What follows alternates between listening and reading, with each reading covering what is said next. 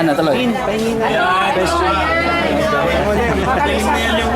Bakit? Eh kasi kung doon tayo walang pupunta. Ayan. Dapat bang sumama manood ng Tagalog movie si Maki kapag niyaya siya ni Mika? Paki-explain po ang sagot ninyo. Pag ang bida si Pokwang, sumama ka. Pag ang bida, yan sila Jericho, wag na lang. Hindi, kahit anong sabihin ni Mika, Italian, French, Tagalog, Bicol, sumama ka. Waka choice. Because, love is sacrifice. No choice.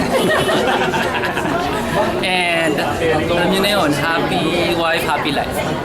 Sini lang naman. Diba? Okay. This is Jomar Hilario answering your virtual assistant questions. Thank you. Thank you, bro.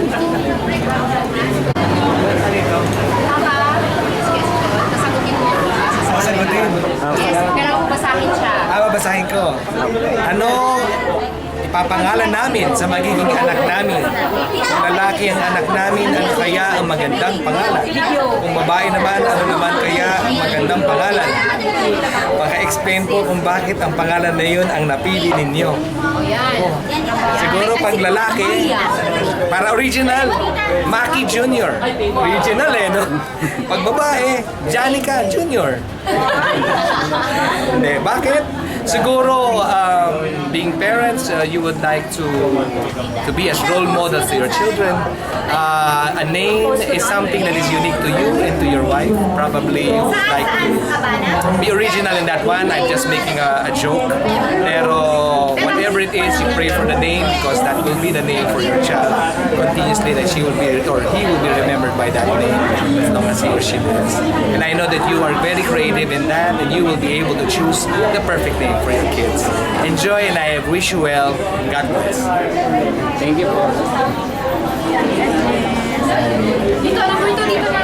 Dito. Niya, si sister naman.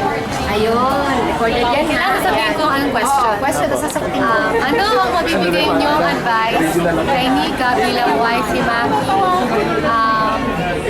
Sa maraming patience and understanding, support kay Maki. Best wishes to you, Maki and Mika, and wishing more love, happiness, and abundance, and little Maki and little Mika very, very soon. Congratulations! Lexi, Sikla, yan siya. Here na, bigay ko sa akin yung ano question. Yan, Sikla, yan. Isang question lang. Kung kayo ay kaibigan ni Maki, ano ang pinaka-nakakatawang memory niyo kay Maki? Yung nakakatawang memory nung naglaro tayo ng cash. Tapos yung realization na kailangan daw maging maingat siya sa pagpili ng asawa. Kasi nung naglaro siya ng cash, puro downgrade pa tawag. Downsize, puro downsize siya, tapos nagkaroon siya ng sunod-sunod na anak. So parang na-realize na dapat yung maging asawa niya maging ingat yaman para hindi maubos yung pera nila. Ewan ko naalala pa yun ni Maki. Pero ako naalala ko yun kasi natawa ko. Yun lang. Subscribe! Sa tabi niya, Joel. Sa tabi niya, yan. Okay, fine. Akala ko makakalusot ako. Hello! Congratulations, Maki and Janica. So, ang question is, dapat bang sumama manood ng Tagalog movie si Maki kapag niyaya siya ni Mika?